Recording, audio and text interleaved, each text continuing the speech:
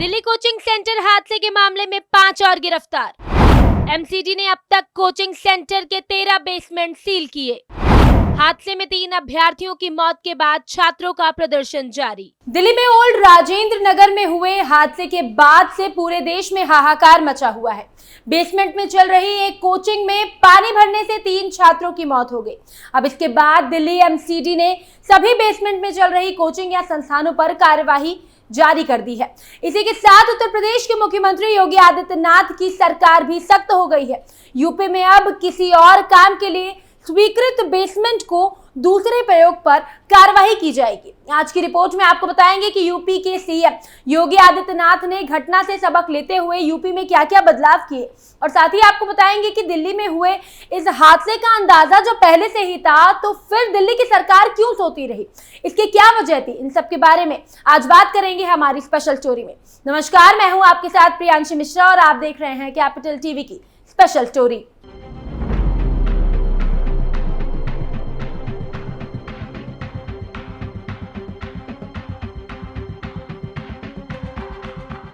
एक coaching centre में बारिश का पानी बेसमेंट में भरने से दिल्ली के ओल्ड राजेंद्र नगर के 3 छात्रों की मौत हो गई, जिसके बाद आम आदमी पार्टी सरकार पर सवाल खड़े हो रहे हैं, एमसीडी पर सवाल खड़े हो रहे हैं। बेसमेंट में चल रही कोचिंग में अचानक वर्षा का पानी घुस जाने से आनन फानन में लोग वहां से बाहर निकले। रिपोर्ट की माने तो उस वक्त वहां पर 30 से 35 लोग थे, लेकिन इस हादसे में 3 छात्रों की मौत हो गई। मरने वालों में से 2 छात्राएं शामिल है। 3 कोचिंग स्टूडेंट्स की मौत के बाद बाकी छात्र सड़क पर उतर आए हैं और वो प्रदर्शन कर रहे हैं। रविवार को ओल्ड राजेंद्र नगर में छात्रों ने मृतकों को इंसाफ दिलाने के लिए विरोध प्रदर्शन भी शुरू कर दिया है। बेसमेंट में एंट्री एग्जिट बायोमेट्रिक के जरिए होती थी। पानी भरने के दौरान लाइट चली गई थी, जिसकी वजह से बायोमेट्रिक खराब हो गया था और छात्र अंदर ही फंस गए थे। कोई इमरजेंसी एग्जिट बेसमेंट में नहीं था। हादसे की शाम 7 बजे फायर और पुलिस को हादसे की जानकारी मिली। पहला शव 10:40 पर मिला, दूसरा शव 11:18 पर मिला, जबकि तीसरा शव रात के 1:05 पर मिला। 3:51 पर रेस्क्यू ऑपरेशन पूरा हुआ, जो कि तकरीबन 8 घंटों तक चला। पुलिस ने इस मामले में केस दर्ज किया और कुछ लोग डिटेन भी किए गए हैं। घटना से लिया सीएम योगी ने सबक, दिए ये आदेश। इस घटना से सबक लेते हुए यूपी के सीएम योगी आदित्यनाथ ने भी नियमों में सख्ती की है। दिल्ली के ओल्ड राजेंद्र नगर में स्थित कोचिंग में हुए हादसे का मामला अब तूल पकड़ता जा रहा है। इस हादसे के बाद यूपी, एमपी और राजस्थान सरकार अलर्ट मोड पर आ गई है। योगी सरकार की ओर से कड़ाई के निर्देश दे दिए गए हैं। यूपी के अपर मुख्य सचिव डॉक्टर नितिन रमेश गोकर ने सभी विकास प्राधिकरणों को निर्देश दे दिए हैं, जिसमें बेसमेंट में अवैध गतिविधियों रोकने के भी निर्देश देने के साथ ही साथ बारिश के समय बेसमेंट में खुदाई पर पूरी तरह से रोक लगा दी गई है। निर्देश में कहा गया कि बिल्डिंगों के बेसमेंट में खासतौर पर पार्किंग के स्थान पर जारी अवैध गतिविधियों पर रोक लगाई जाए। अवर अभियंता, सहायक अभियंता और जोनल अधिकारी की टीम गठित करके ऐसे स्थलों पर नियमित जांच और निगरानी के साथ आवश्यक कार्यवाही करने के निर्देश दिए गए हैं। नक्शे की जांच करा ली जाए। इसी के साथ जहां बिना नक्शा स्वीकृत के व स्वीकृत नक्शे के विपरीत बेसमेंट बना है, ऐसे निर्माणों के खिलाफ सख्त से सख्त कार्यवाही करने के लिए भी कहा गया है। साथ ही ये भी निर्देश दिए गए हैं कि जहां बेसमेंट के लिए नक्शा स्वीकृत है, वहां मॉनसून यानी बारिश में खुदाई न हो। स्क्रीन पर दिख रहे निर्देश में साफ तौर पर लिखा है कि अगर किसी भी जगह खुदाई आवश्यक है तो सुरक्षा मानकों का पूरा ख्याल रखा जाए और आसपास के रहने वाले लोगों पर किसी भी प्रकार की परेशानी या खतरा नहीं होना चाहिए। बारिश के बाद भी अगर खुदाई की जाती है तो सुरक्षा उपायों का विशेष ध्यान रखा जाए, जिससे कोई भी अप्रिय घटना ना हो। अगर किसी भी प्रकार की कोई घटना होती है तो उसका जिम्मेदार निरीक्षण के लिए गठित टीम प्राधिकरणों, विशेष क्षेत्र विकास प्राधिकरणों और सभी वनियमित क्षेत्र के सक्षम प्राधिकारी होंगे। इन अधिकारियों को उपरोक्त पर कृत कार्यवाही का विवरण सूची सहित शासन को 3 दिन में उपलब्ध कराना होगा। हादसे का जिम्मेदार कौन? अब सवाल ये उठता है कि जब इंस्टीट्यूट सड़क के तकरीबन 1 से 1.5 फीट ऊपर था तो फिर भी बेसमेंट में पानी क्यों घुसा? तो चलिए आपको बताते हैं। अब तक की जांच में सामने आया है कि कोचिंग सेंटर मुख्य सड़क से सटी हुई रोड पर बना हुआ है। सड़क ऊंचाई पर है और गली जहां इंस्टीट्यूट बना हुआ है वो ढलान पर है। शुरुआती जांच में ये सामने आया कि बारिश के कारण पानी गली में भरना शुरू हो गया।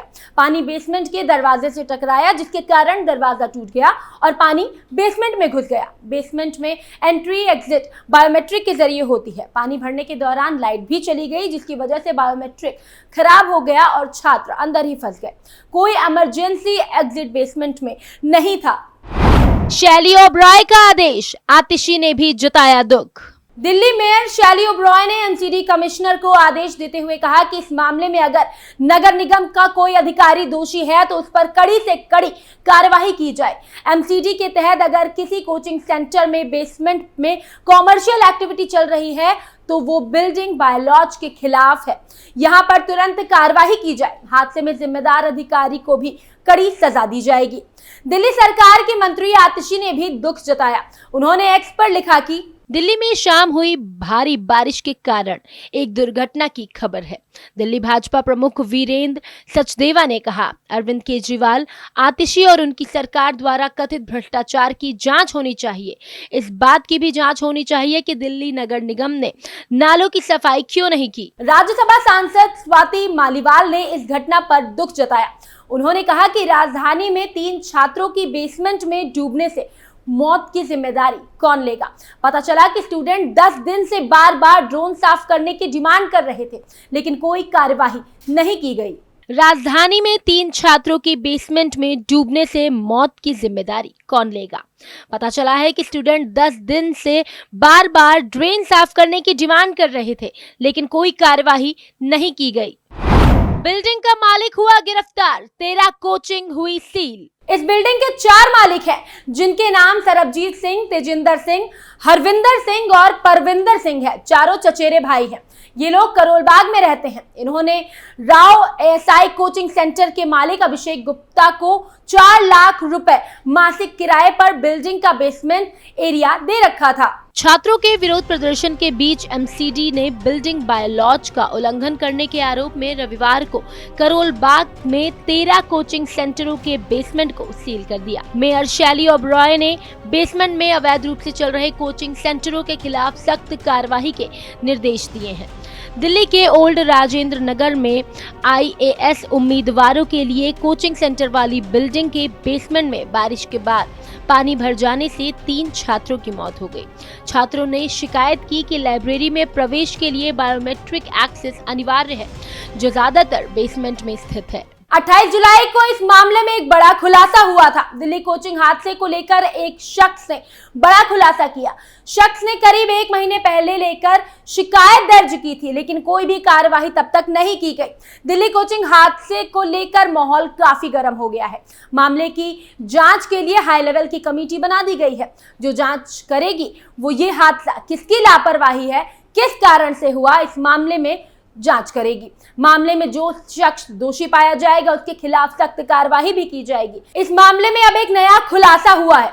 इस अवैध कोचिंग सेंटर में बड़ा हादसा होने वाला है, इसका अंदाजा पहले ही लग चुका था। करोलबाग के एक शख्स किशोर सिंह कुशवाहा ने पिछले 1 महीने में अवैध कोचिंग के खिलाफ 3 बार शिकायत की थी लेकिन सरकार की ओर से लापरवाही की गई और इस शिकायत पर कोई भी कार्यवाही नहीं की गई थी। 26 जून को की गई थी मामले की शिकायत। मीडिया रिपोर्ट्स के मुताबिक इस मामले में जो खुलासा हुआ है वो सरकारी तंत्र का पोल खोलने के लिए काफी है। करोलबाग निवासी को पहले इस अवैध कोचिंग को लेकर अंदाजा हो चुका था। उन्होंने 26 जून को इसके खिलाफ दिल्ली सरकार के पोर्टल पर शिकायत दर्ज करवाते हुए ये कहा कि बच्चों के जान को दांव पर लगाया जा रहा है। उन्होंने शिकायत में एमसीडी पर भ्रष्टाचार का आरोप लगाते हुए राउज आईएएस द्वारा बिना परमिशन के बेसमेंट में क्लास संचालित किए जा रहे जो ओल्ड राजेंद्र नगर करोलबाग में पड़ता है। हमने वहां पर प्रदर्शन कर रहे लोगों से जब बातचीत की तो एक अलग सच्चाई सामने आई।